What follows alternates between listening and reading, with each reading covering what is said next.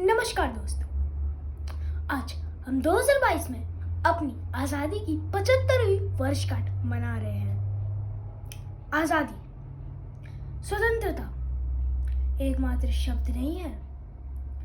ये शब्द बना है असंख्य भावना की मंदाकिनी, वीरता का स्पंदन, करुणा का रुदन और कुछ अमर गाथाओं का वर्णन से।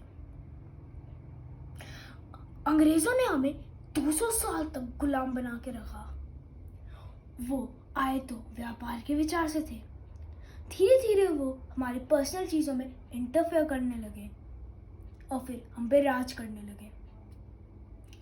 फिर उन्होंने कुछ ऐसे रूल्स लागू करना शुरू कर दिए जिससे उनको तो फायदा था, लेकिन हमें नुकसान झेलना पड़ता था। इसके खिलाफ में शुरुआत से ही रिवॉल्ट्स, छोटे छोटे एरिया में छोटे छोटे रिवॉल्ट्स होने लगे थे, जैसे भगवान बिरसा मुंडा, चिटगांव का कांड एक्सेट्रा।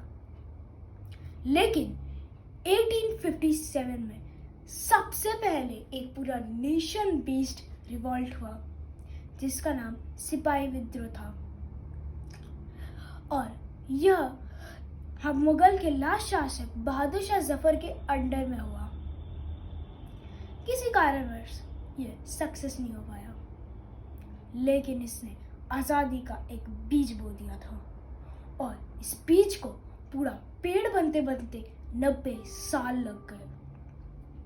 19 आते आते कई लोग आज़ादी के लिए लड़ने के लिए खड़े हो गए थे।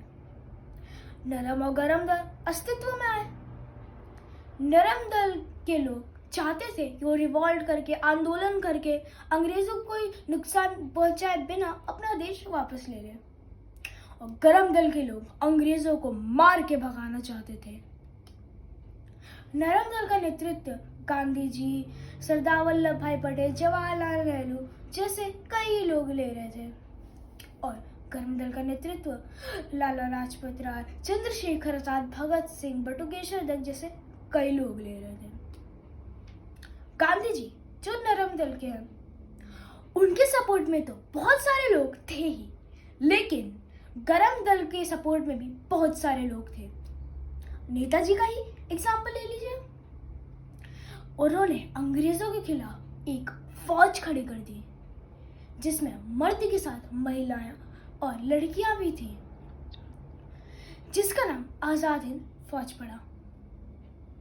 उसकी मदद से उन्होंने अंडमान निकोबार को भी जीत लिया था। कई कुर्बानियां, बहुत सारा स्ट्रगल के बाद फाइनली 1947 में हमारा देश आजाद हो गया। लेकिन आजादी की हमें एक कीमत चुकानी पड़ी, पार्टीशन। हमें पूरा देश नहीं मिला, हमें अपने देश के 2 टुकड़े करके दिए गए। एक हिंदुस्तान बना और दूसरा पाकिस्तान। कईयों के घर उजड़ गए, कई हिंदुस्तान से पाकिस्तान चले गए और कई पाकिस्तान से हिंदुस्तान आ गए। लेकिन जो भी हो, आखिरकार हमें आज़ादी तो मिल ही गई। इसी को याद करते हुए हमारी आज़ादी की 75वीं वर्षगांठ की खुशी में हमारे माननीय प्रधानमंत्री श्री नरेंद्र मोदी जी ने एक कार्यक्रम का आयोजन किया है जिसका नाम है आज़ादी का अमृत महोत्सव। इसकी शुरुआत 12 मार्च 2021 को साबरमती आश्रम को से एक हरी झंडी दिखा के पद यात्रा से हुई थी। क्या आप जानते हैं कि 12 मार्च और साबरमती आश्रम को ही क्यों चुना गया? क्योंकि 12 मार्च को ही महात्मा गांधी ने दांडी यात्रा शुरू की थी, और दांडी यात्रा में आप तो जानते ही होंगे कि उन्होंने सॉल्ट रूल को तोड़ा था।